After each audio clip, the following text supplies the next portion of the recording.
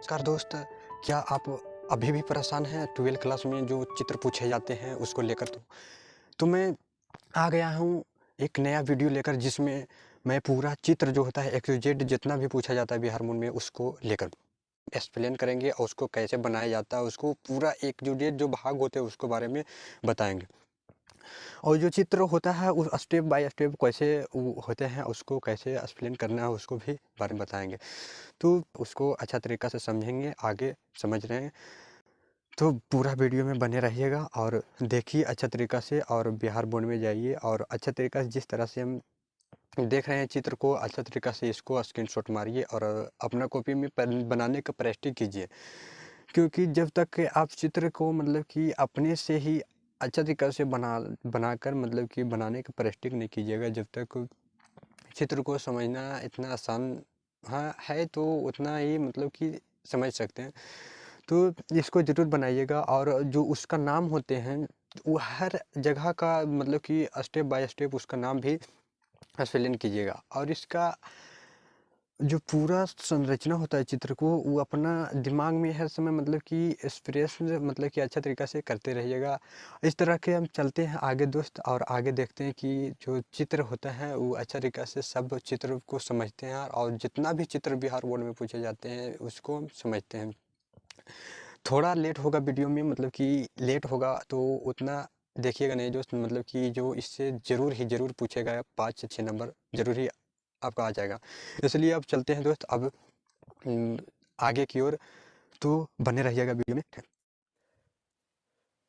एक बीजांड की अनुदैर्ध्य काट के बारे में बात कर रहे हैं। तो एक बीजांड के अनुदैर्ध्य काट में क्या होता है कि ये चित्र अच्छा तरीक़ा से पहले पार लेना है, उसके बाद इसका नामकरण कर देना। नामकरण में पहला है कि बीजांडकाय लिखना है, इसका भाग है बीजांडकाय। इसके अलावे ये दोनों जो होता है बीजांडकाय में जो अंदर वाला भ्रूणपोष वाला जो भाग होता है इसी में अध्ययवरण ये हो जाएगा। और ये जो होता है से ये सहायक कोशिका होते हैं। सहायक कोशिका में प्रतिध्रुवीय कोशिकाएं इसको बोला जाता है। प्रतिध्रुवीय कोशिकाएं यहाँ पर चित्र में दर्शा देना है एग्जाम में। उसके अलावा फिर है यहाँ भ्रूणकोश हो जाता है और ये जो है द्वितीयक केंद्रक होते हैं।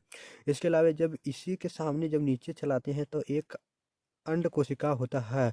ये बीच वाला जो होता है वो अंड कोशिका होते हैं। और ये दोनों जो होता है ये दोनों सहायक कोशिकाएं होते हैं। जैसे कि यहाँ पर आप देख रहे हैं, यहाँ पर भी ये दोनों सहायक सहायक कोशिका को हम बोल रहे हैं प्रति कोशिकाएं।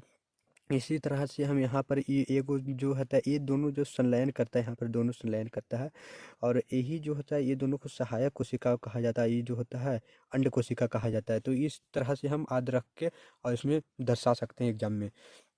इसके अलावा अब यहाँ जो हो जाएगा बीजांड द्वार हो जाएगा। ये जो ये द्वार होता है बीजांड के, ये द्वार होता है जहाँ से कि कोई भी बीज होता है तो यहीं से सबसे पहले अंकुरित होता है।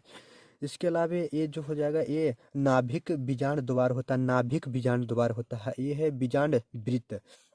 ये नाभिक बीजांड द्वार मतलब कि जब यहाँ पे परागकण जाते तो यहीं से संलयन करते। परागकण जो होता है ये पूरा परागन की प्रक्रिया में प्रोसेस ये होता है। ये अनुदैर्ध्य एक काट का है, जबकि जब परागकण यहाँ पर जाते हैं तो परागन की प्रक्रिया होती है, वो सब की प्रक्रिया इसमें है बीजांड वृत्त में। तो इस तरह से हम दोस्तों समझ गए हैं कि एक बीजांड के अनुदैर्ध्य काट के बारे में पूरा इस तरह से हम एग्जाम में आएंगे तो बोल सकते हैं। इसको इसको दर्शा दीजिएगा चित्र के साथ। अब हम चलते हैं दूसरा में। तो दूसरा चित्र है कि पुष्प पुष्प की लंबवत काट को दर्शाएं। इस या तो पुष्प की लंबवत काट बताएं। तो डायरेक्टली आएगा एग्जाम में ये 2 नंबर में या 5, हाँ 2 नंबर में ही पूछता है। तो इसमें कुछ नहीं, पहले नंबर तो चित्र पार देना है, ये सब वगैरह अच्छा तरीका से पहले पार देना है चित्र। और उसके अलावा है कि वर्तिकाग्र है और वर्तिका है और अंडाशय है। ये सामने से यहाँ से जितना भी भाग दिख रहा है यहाँ से ई अथी से मतलब यहाँ है वर्तिकाग्र है, फिर वर्तिका है, फिर अंडाशय है। ये मतलब कि यहाँ से इस वजह से लिखना चाहिए था, मतलब तो ऐसे भी लिखे तो ठीक है। वर्तिका वर्तिका और अंडाशय। इसके अलावा अब इस साइड से चलाएंगे तो ये परागकण हो जाएगा, परागकण, और ये परागनलिका हो जाएगा, और ये जो हो जाएगा ये परागकोश हो जाएगा, ये तंतु हो जाएगा। पुंकेसर या तंतु एक ही होता है, उसी को बोला जाता है। और यह तो इसको हम दल पंखुड़ियाँ बोलते हैं। इसको ये जो होता है ये फूल का जो ये होता है भाग पंखुड़ियाँ या दल बोलते हैं। इसके अलावा फिर से उसी उसी वाला भाग जो है, यहाँ पर 3-3 गो होता है, 6 गो होता है, तब ये बिजांड है। बिजान बिजांड सेविज है, इसे बिजांड सेविक या बिजांड भी बोल सकते हैं, इसे अच्छा से बोला जा सकता है। और ये जो होता है वे पुष्पासन होता है, जिससे हम पुष्पासन से ही फलवरन का निर्माण होता है। देखिए यहाँ पर फलवरन का भी निर्माण इसी से होता है, पुष्पासन से ही होता है। इसके अलावा है पुष्पवृत्त। पुष्पवृत्त इसको बोला जाता है, निचले जो भाग होता है पुष्पासन के नीचे वाला भाग को पुष्पवृत्त कहा जाता है। और ये जो होता है पत्तियाँ, वह बाह्यदल होता है, ये बाह्यदल होता है। इसके इस तरह से हम पुष्प की लंबवत काट को भी दर्शा सकते हैं। इस चित्र को पार देना है एग्जाम में। और वर्तिका अंडाशय और वर्तिकाग्र वर्तिका अंडाशय को इन्हें दर्शा देना है, इन्हें बाह्यदल बाह्यदल को दर्शा देना। ये बाह्यदल और फिर इन्हें परागकण, मतलब यहाँ पर जो परागकण जाता है तो ये परागन की प्रक्रिया होती है। यहाँ पर पहले परागकण दूसरा पुष्प, इसी पुष्प का दूसरा वाला आता है, यहाँ से परागन की प्रक्रिया होती है। तो ये जो होता है परागकण, परागकण वाला भाग होता है। और यहाँ जो है वो परागनली होता है। इसके अलावा ये है परागकोश, ये है पुतंतु और पुंकेसर, और ये है दलपुंज। इस तरह से, और बीजांड है और पुष्पासन है। इस तरह से हम इसका नामकरण कर सकते हैं। और ये पुष्प की लंबवत काट का जो वो आएगा तो इसको हम बना सकते हैं। इस तरह से हम इन दोनों चित्रों को समझें। अब हम आगे चलते हैं दूसरा चित्र और है। इसके अलावा अब हम आ जाते हैं दूसरा स्टेप में। तो दूसरा में है, ये दोनों भी महत्वपूर्ण है, जो एग्जाम में बहुत बार पूछा जाता है। तो इसमें पहला है कि पुंकेसर का नामांकित वो चित्र बनाए, पुंकेसर का नामांकित चित्र बनाए। तो पुंकेसर जब भी पूछेगा, यही पुष्प वाला जो भाग होता है वही होता है पुंकेसर। तो इसमें कुछ नहीं, ये वाला चित्र पार देना है समूहित रूप से, ऐसे इस तरह से पार देना है। और इसको हम बोलते हैं परागकोश और पुतंतु। और इसको, ये जो होता है ये भी परागकोश वाला जो ऊपर वाला, जब इसको हम यहाँ से काट देते हैं, जब इसको हम यहाँ से काट देते हैं, यहाँ से काट देते हैं, तो ये बन जाता है। और इसमें परागकण भरे रहते हैं। तो 4 गो भाग होते हैं इसका, 1 2 3 4 भाग होते हैं। तो इसको काट कर जब यहाँ पर लाया गया तो ये दूसरा में ये हो गया। इसको हम बॉल पेपर कहते हैं। और इसको यहाँ पर भी जो छोटा छोटा दिख रहा है उसको हम परागकण कहते हैं। ये जो पूरा को यहाँ से ऐसे पर देखेगा तो बॉल पेपर, और इसको जो छोटे छोटे इसमें परागकण भरे होते हैं उसे हम परागकण कहते हैं। और ये जो होता है कौन से माइक्रो स्कोप होते हैं। जब इसको हम ये अथी से ऐसी सूक्ष्म आंखों से मतलब कि नहीं देख सकते हैं तो इसको माइक्रोस्कोप, ये इसको भी बोला जाता है। इसके अलावा अब दूसरा में आ जाते हैं। तो इस तरह से हम उसको समझ गए दोस्त, और उसको हम चित्र बना सकते हैं एग्जाम में। तो डायरेक्ट आएगा कि पुंकेसर का नामांकित चित्र बनाए, तो उसको बना दीजिए। इसके अलावा अब दूसरा में है कि पुष्प में निषेचन, पुष्प में निषेचन। तो पुष्प में निषेचन में जब भी आएगा तो पुष्प में निषेचन की क्रिया को डायरेक्ट समझाएं, या पुष्प में निषेचन। तो इसको आएगा तो डायरेक्ट अथी करना है कि वर्तिका और अंडाशय। इसके अलावा परागकण होता है, और परागनलिका होता है, और बीजांड होता है, अंड कोशिका होता है। इसमें है कि पहले नंबर तो इसका पुष्पीय पौधे के निषेचन रहित एगो पूरा इसका चित्र पार देना है। निषेचन रहित के मतलब क्या होता है कि ये जो होता है, ये जब यहाँ पर एक परागकण जाएगा तो ये परागकण नलिका जो होता है निषेचन रहित, इसी को बोला जाता है परागकण नलिका। यहाँ पर संलयन करता है, यहाँ पर दो केंद्रक दो होते हैं, ये भी संलयन करता है। और यही जो होता है पूरा प्रक्रिया होते हैं निषेचन रहित में। तो कुछ नहीं, निषेचन रहित में फिर कुछ नहीं करना है, डायरेक्टली करना है कि वर्तिका और वर्तिका अंडाशय। जैसे उस पिछला में हम बताए थे, उसी तरह से इसमें भी है वर्तिका और वर्तिका अंडाशय होता है, परागकण होता है, परागनलिका होता है, बीजांड होता है, अंडकोश होता है। इस तरह से हम ये भी चित्र को समझे। अब आगे चलते हैं। अब हम अगला चित्र में आ गए हैं दोस्त, जिसमें अगला में ये भी महत्वपूर्ण चित्र है जो एग्जाम में डायरेक्टली आता है। और इस बोलता है कि नर जनन तंत्र का नामांकित चित्र बनाए, या नर जनन तंत्र बनाकर चित्र का नामांकित चित्र का जो पाठ होता है वो पाठ को वर्णन कीजिए। इसमें कुछ ऐसा पाठ होता है जैसे कि शुक्रवाहिकी संबंध जो होता है उसका वर्णन करने बोलता है। तो चलिए अब हम इसके बारे में अब समझते हैं। तो इसके बारे में समझने के लिए हम उसको थोड़ा ऊपर करते हैं, अच्छा तरीके से दिख रहा होगा।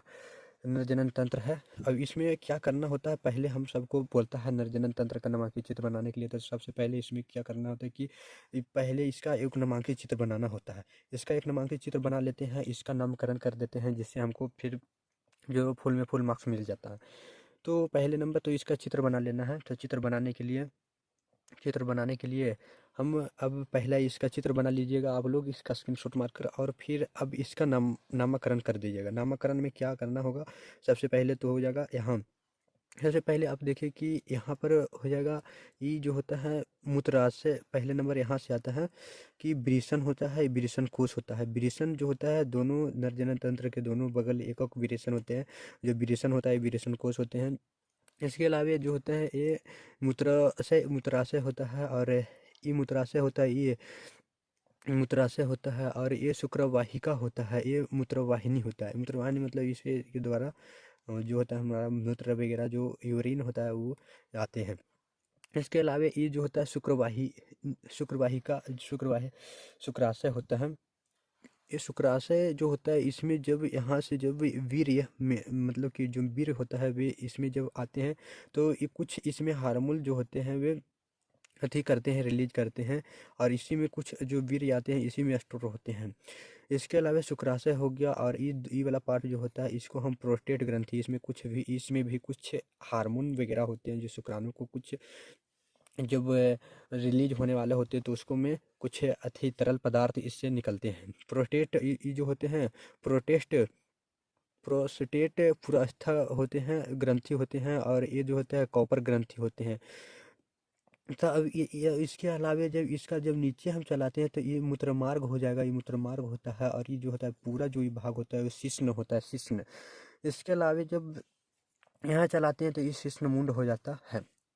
अब है कि ये तो हम बारीका से समझे कि ये विरेचन होता है और विरेचन कोश होता है। जबकि इसको अंदर में जब एक विरेचन के अंदर में देखा जाएगा तो शुक्राणु का कैसे निर्माण हो रहा है, तो इसको समझने के लिए जब अंदर जब अथी खोलते हैं तो इसमें देखते हैं कि पहला ये जो छोटे छोटे नलिका आप देख रहे होंगे, छोटे छोटे नलिकाएं होते हैं जो विरेचन पलिकाएं कहलाते हैं। इसके अलावा इसमें जो होता है ट्यूनिका एल्बुजिनिया होते हैं, और यहाँ पर जो द्रव नुमा संरचना आप देख रहे हैं इसमें देहगुहा द्रव्य होता है। इसके अलावा जो ये ट्यूनिका एल्बुजिनिया होते हैं इसी में बहुत सारे होते हैं। हमारा मतलब कि जो होता है एक मनुष्य के विरेचन में बहुत सारे होते हैं ट्यूनिका एल्बुजिनिया विरेचन पलिकाएं होते हैं। इस विरेचन पलिकाएं में शुक्राणु का पहला नंबर निर्माण होता है, शुक्राणु का संरचना का। और वो जब जाते हैं ये जो होता है विरेचन जालिका में जाते हैं। यहाँ पर विरेचन जालिका में जाता है, और इसके अलावा फिर इसके बाद ये जो शुक्रवाहिका ये होता है, शुक्रवाहिका से होते हुए आगे बढ़ते हुए अधिविरेचन में जाता है। अधिविरेचन में यहाँ पे शुक्राणु का बहुत प्रक्रिया होकर, और इससे जब कुछ समय के बाद इससे रिलीज होता है, और इसका नाम है शुक्रवाहिका। मतलब कि शुक्राणु को जो होता है यहाँ से यहाँ तक ले जाने का कार्य करते हैं, तो इसे शुक्रवाहिका कहा गया है। और यहाँ पर जो होता है इस शुक्रवाहिका है, और ये शुक्रवाहिका है। इन दोनों में कन्फ्यूजन होते रहता है, तो ये दोनों अच्छा से देख लीजिएगा। और इसके अलावा जब यहाँ पर शुक्राणु चल जाता है तो और यहाँ से मतलब कि रिलीज हो जाता है, यही जो अंदर वाला भाग का पार्ट है। तो इस तरह से हम नर जनन तंत्र को भी समझ लिए दोस्त। और इसमें पूछा जाता है डायरेक्टली 5 नंबर में, इसका जब पूछा जाएगा आपसे नर जनन तंत्र का नामांकित चित्र मतलब कि बनाइए, और इसका जो होता है चित्र का इसका स्टेप बाय स्टेप का वर्णन कीजिए। तो ऐसे जो आएगा तो 5 नंबर में आएगा, तो इसको अच्छा तरीक़ा से देख लीजिएगा।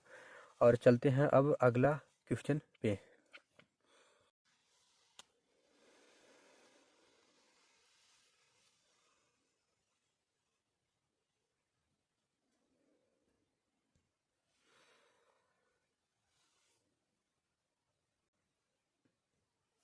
अब हम देखते हैं मादा जनन तंत्र जो है, मादा जनन तंत्र का एक नामांकित चित्र बनाएं। ये भी एक महत्वपूर्ण टॉपिक है जो पूछते रहता है एग्जाम में हर खेवा। जैसे हम वहाँ पर नर जनन तंत्र का चित्र देखे थे उसी तरह से यहाँ पे मादा जनन का तंत्र का चित्र है। ये भी पूछता है 5 नंबर में दोस्त, तो इसको भी हम देखते हैं। इसमें तो कुछ नहीं है कि डायरेक्टली पहले नंबर इसका चित्र बना देना है, इस तरह से, जिस तरह से यहाँ पर बना हुआ है इसी तरह से पहले नंबर चित्र बना देना है इसका। चित्र बनाने के बाद चित्र बना दीजिएगा। उसके बाद इसको हम पहले इसको चित्र बनाकर इसको हम जो इसका नाम है उसको नाम का एग्जैक्ट लोकेशन, मतलब कि जहाँ जहाँ जहाँ जो नाम है उसका हम नाम दे देंगे, नामकरण कर देंगे। तो नामकरण करने के लिए सबसे पहले यहाँ पर से आना पड़ेगा। तो ऊपर जो होता है अंडवाहिनी या फैलोपियन ट्यूब होता है, अंडवाहिनी या फैलोपियन ट्यूब इसको बोला जाता है। उसके बाद ये जो होता है एम्पुल या तुम्बिका होता है, ये फिवरी होता है। और ये जो होता है अंडाशय होता है। ये जो होता है भाग जो होता है इसको हम अंडाशय बोलते हैं। ये फिवरी होता है, जो इसको अंडा को जो पकड़ ले रहता है इसको हम फिवरी बोलते हैं। इसके अलावा ये हो जाएगा, तो ये हो जाएगा इम्पुल या तुम्बिका जिसे बोला जाता है। ये नलिका होता है, इसे तुम्बिका या इम्पुल बोला जाता है। और ये जो होता है अंडवाहिनी या फैलोपियन नलिका होता है। इसके अलावा है अब यहाँ पर जब नीचे चलाएंगे तो ये गर्भाशय हो जाएगा, गर्भाशय, ये हो जाएगा ग्रीवा, और ये हो जाए योनि। इस तरह से हम इसका चित्र बना के और इसका एक अथी कर सकते हैं, स्पेलिंग कर सकते हैं। जब भी आएगा तो ये 5 नंबर में या 2 नंबर में जरूर पूछता है, तो इसको देख लीजिएगा दोस्त लोग। इसके अलावा अब है इसी में हम देखें तो यहाँ पे इसका ही मतलब कि इससे संबंधित है चित्र वगैरह, तो इसको हम भी देख लेते हैं। ये भी आता है 2 नंबर में, डायरेक्टली पूछा जाता है, 3 से 2 नंबर में पूछा जाता है। शुक्राणु जनन की संरचना बनाए, तो शुक्राणु जनन की संरचना जब भी पूछे ये तो 2 मार्क्स में पूछेगा। और VVI है, ये भी VVI है, तो इसको भी देख लेना। तो इसमें है कि एक शुक्राणु शुक्राणु की संरचना पहले बना देना है इस तरह से। इसमें तो कुछ नहीं है, तो इस तरह से एक शुक्राणु की संरचना बना देना है। और ये इसका नामकरण कर देना। शुक्राणु की ई वाला जो भाग होता है टोपीनुमा संरचना जो होता है इसको हम बोलते हैं एक्रोसोम। ये जो होता है एक्रोसोम कहलाता है। इसको जो होता है बीच वाला ये जो होता है केंद्रक कहलाता है। ये जो होता है इसका जस्ट नीचे वाला भाग जो होता है इसको हम ग्रीवा कहते हैं, इसको ग्रीवा कहते हैं। और ये जो होता है मध्य भाग कहलाता है। ये पूरा यहाँ से यहाँ तक भाग जो होता है शीर्ष भाग कहलाता है, इसको हम मध्य भाग कहते हैं, ग्रीवा कहलाता है। इसी तरह से अब हम नीचे चलाएंगे तो यह जो होता है एक्सोनियम कहलाता है। ये जो होता है पूंछ के जो बीच वाला भाग जो होता है वह एक्सोनियम कहलाते हैं, और इसे हम पूंछ कहते हैं। इसको समझना चाहते हैं तो दोस्त इसको लिए हम एक वो वीडियो बना चुके हैं इसका पहले, और इसको पर पूरा इसका वर्णन करके और पूरा इसका कार्य भी समझाएं, तो उसको देख लीजिएगा जरूर। इसके अलावा अब हम अगला अगला चित्र के ओर बढ़ते हैं। तो अगला है ये भी आते रहता है एग्जाम में, 2 नंबर से पूछा जाता है। तो इसमें है कि अंडाणु का सचित्र वर्णन करें। जब भी आएगा कि अंडाणु का एक सचित्र वर्णन करे तो इसमें कुछ नहीं करना है। ये पहला नंबर तो ऐसे पार देना है। 3 लेयर होता है, 1 2 3, 3 लेयर होता है। और 3 लेयर में सबसे पहले जो होता है ये कोरोना रेडिएटा होता है, ये कोरोना रेडी होता है। ऊपर वाला जो होता है वो कोरोना रेडिएटा होता है। इसके अलावा अब ये जो बीच वाला जो भाग होता है, ये वाला हम जो ये कलर को दिखाए हुए हैं इसको हम बोलते हैं जोना फुलोसीडा। और ये जो हरा कलर को है इसको हम बोलते हैं प्रीतिक परिपीतक अवकाश बोला जाता है, इसको परिपीतक अवकाश। और जो ये पूरा को हम बोलते हैं अंडाणु। जब भी बोले एग्जाम में कि अंडाणु का चित्र बनाए तो डायरेक्टली इस तरह से बनाकर और इसका नामकरण कर देना है और इसका हो जाएगा। इस तरह से हम इतना समझ गए दोस्त, और हम इस तरह से समझ के और बनाएंगे, तो इसको भी आप देख लीजिएगा। और जब भी बोले मादा जनन अंगों की संरचना का वर्णन करें तो इस तरह से हम वर्णन कर सकते हैं। अंडाशय हो गया, या अंडवाहिनी या फैलोपियन लिखा हो गया, इस तरह से। और यहाँ गर्भाशय हो गया, योनि हो गया, और ये फिर है स्तन ग्रंथियाँ। इसमें बहुत सारा संरचनाएं पाई जाती है, इतना उसको सबको वर्णन करना होता है तो वही 5 नंबर मिलता है। मादा जनन तंत्र का ही चित्र भी बना। इसके अलावा जब पूरा चित्र आप बना लीजिए उसका पूरा मादा जनन तंत्र का पूरा जब नामांकित अति कर दीजिएगा, उसके बाद अब आएगा मादा जनन अंगों का कार्य। इसका जो सब अंग जो होता है उसका निम्नलिखित कार्य होता है, जैसे अंडाशय हो गया, फैलोपियन नलिका हो गया, योनि हो गया, गर्भाशय हो गया, स्तन ग्रंथियाँ हो गया, तो सबका अलग अलग आकार होता है, तो ये वाला भी आते हैं। तो इसको अच्छा तरीक़ा से आप बना। इसके अलावे अब जो है हम आगे देख रहे हैं, तो अंडाशय के आरेखीय काट का सचित्र वर्णन करें। अगला जो चित्र है ये एकदम वीवीआई, इसको मोस्ट वीवीआई कर लीजिए, मोस्ट वीवीआई कर लीजिए, क्योंकि ये एकदम इस बार 2024 में पक्का से पक्का एकदम पूछा जाएगा। मोस्ट वीवीआई इसको कर लीजिए, क्योंकि 2024 में इसको जो सेंटअप एग्ज़ाम होता है उसमें भी आया था, इसीलिए ये पूरा चांस इसको बन रहा है कि अंडाशय की आरेखीय काट का चित्र बनाए। ये वाला ये वाला आएगा, ये दोनों में से आएगा। ये जो है इसका चित्र बनाने के लिए सबसे पहले हमको लोग क्या करना पड़ता है कि पहले ये चित्र कुछ नहीं, इसको इस तरह से जिस तरह से ये बना हुआ है इस तरह से ऐसे यहाँ पर थोड़ा छोड़ के फिर इस तरह से बना दीजिएगा, और यहाँ पर ये दे दीजिएगा, और फिर इसका इसमें अथी कर दीजिएगा, यहाँ पर जो इस तरह से देख रहे हैं इसका आप कर दीजिएगा। उसके बाद जब आप चित्र पूरा बना दीजिएगा, उसके बाद हम आते हैं कि इसका नामकरण सबसे ज़्यादा मोस्ट जो होता है इसका नामकरण होता है। नामकरण आप कर दीजिएगा तो पक्का है कि कुछ न कुछ नंबर आपको मिल जाएगा। इसमें सबसे पहले छोटा छोटा जो आप देख रहे हैं, छोटा छोटा संरचना हम देख रहे हैं अंडाशय की आरेखीय काट। तो अंडाशय जो होता है, अंडाशय होता है जो अंडाशय में होता है छोटा छोटा जो होता है, इसे हम प्राथमिक पुटक कहते हैं। जो सबसे फर्स्ट में बनते हैं वो प्राथमिक पुटक कहलाते हैं। इसके अलावे ये जब परिपक्व होते हैं तो इसे हम तृतीयक पुटक कहते हैं। जब थोड़ा इसमें कुछ और विकसित हो जाते हैं तो इसे हम तृतीयक पुटक कहते हैं। इसके अलावे जब यहाँ पर आते हैं तो और थोड़ा ये पूरा परिपक्व होने वाला रहता है, तो इसे हम ग्राफियन पुटक कहते हैं, ग्राफियन पुटक। इसके अलावे जब पूरा परिपक्व हो जाता है तो एक अंडाणु के रूप में बाहर ही निकल जाते हैं। इसके अलावा जब निचला भाग को हम देखेंगे, निचला भाग के, तो इसे हम कॉर्पस ल्यूटियम कहते हैं। इस तरह से नीचे वाला भाग को हम कॉर्पस ल्यूटियम, इस पूरा भाग को कॉर्पस ल्यूटियम ऐसे करके अब दे दीजिएगा। इसके अलावा ये जो होता है रुधिर वहिकाएँ होता है, ये रुधिर वहिकाएँ हैं, इसके द्वारा ही जो होता है इस परिपक्वन होता है। तो इस तरह से हम जब भी बोलेगा तो हम अंडाशय की आरेखीय काट का एक सचित्र वर्णन कर सकते हैं। तो ये हैगा दोस्तों, इसको भी आप देख लीजिएगा। इसके अलावे अब आ जाते हैं तो इसमें है कि अब एक डीएनए की एक विस्तृत आरेखीय काट बताएं। तो डीएनए के भी नहीं कुछ है, डीएनए में भी कुछ नहीं करना है। डीएनए में कि ये पूरा अच्छा तरीका से देखिए, ऐसे बना देना है, ऐसे कर देना है, और फिर ऐसे कर देना है। आई जो होते हैं इसमें जो होता है 3 डैश होता है, और ये 5-1 होता है। 3 डैश से इसमें जाएंगे तो ये हो जाएगा 3 डैश से 3 डैश, और ये 5 डैश से 5 डैश।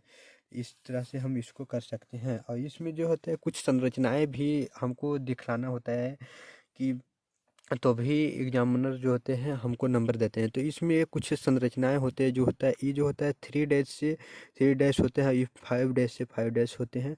इस तरह से देखेंगे। और इसमें जो होता है पूरा जो यहाँ से यहाँ तक जो संरचनाएं होते हैं, यहाँ से यहाँ तक जो पूरा लंबाई होता है डीएनए का, वो होता है 34 एंगस्ट्रॉम होता है। 34 एंगस्ट्रॉम पूरा डीएनए के रचनाएं जो होते हैं 34 एंगस्ट्रॉम होते हैं। और एक जो होते हैं, एक क्षारक के बीच के दूरी जो होते हैं, एक क्षारक के बीच के अति जो होते हैं गैप, वो होता है 3.4 एंगस्ट्रॉम। जब भी 3.4 एंगस्ट्रॉम होता है एक क्षारक के बीच की दूरी होते हैं।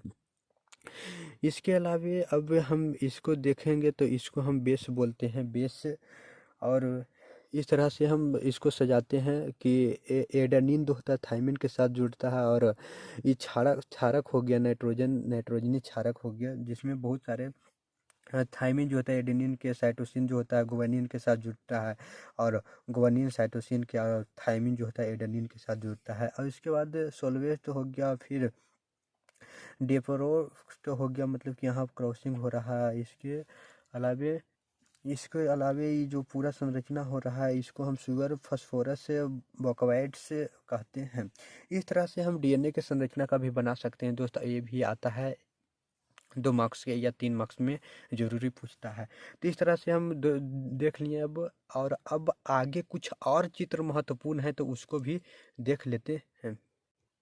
इसके अलावे अब हम कुछ और महत्वपूर्ण जो होते हैं चित्र उसका भी बात कर रहे हैं। जो कि बिहार बोर्ड में डायरेक्टली पूछा जाता है। इसमें ये आ जाएगा जीवाणुभोजी की संरचना है, ये भी महत्वपूर्ण होता है, इसको भी पूछा जाता है। जीवाणुभोजी की संरचना में है कि इसका सबसे पहले जीवाणुभोजी की संरचना डायरेक्ट पूछा जाएगा कि जीवाणुभोजी की संरचना बनाएं, डायरेक्टली एग्जाम में पूछा जाएगा। तो जब भी इसका बोलेगा चित्र का बनाने के लिए, तो पहला नंबर तो आप देख लीजिए, इसका चित्र का प्रैक्टिस आप कर लीजिएगा, इस चित्र आप बना लीजिएगा। तो चित्र सबसे पहले तो चित्र का बना लेंगे, और चित्र बनाने के बाद अब इसका हमको नामांकन करना मेन जरूरी होता है। तो नामांकन करने के लिए सबसे पहले जो होता है जीवाणुभोजी में जो होता है, इस जो सिर वाला जो भाग होता है, सिर वाला भाग, उससे हम देखिए बोलते हैं सिर। इसके अलावा जो इसमें जो होता है डीएनए पदार्थ जितना होता है, एक जीवाणुभोजी जीवाणु में होता है, ये डीएनए पदार्थ जितना डीएनए वाला पदार्थ होता है इसमें रहता है।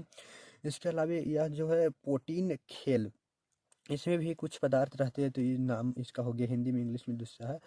इसके अलावा कलर से होता है, यहाँ पर जो होता है ये वाला कलर से होता है, और ये जो होता है ये पूछ होता है। ये जो संरचना आप देख रहे हैं छोटे छोटे संरचनाएं, ये पूछ होता है।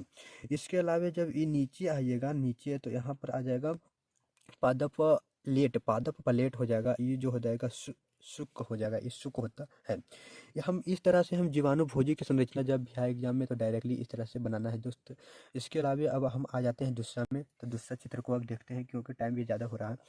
तो ये हो जाएगा प्रतिरक्षा अणु की संरचना, डायरेक्ट ये तो डायरेक्टली आता है एग्जाम में, 5 नंबर में आता है, 5 नंबर में। इसको भी मोस्ट VVI कर दीजिए, ये भी आता है, ये भी VVI है, मोस्ट VVI है, क्योंकि पूछा जा सकता है इन साल में।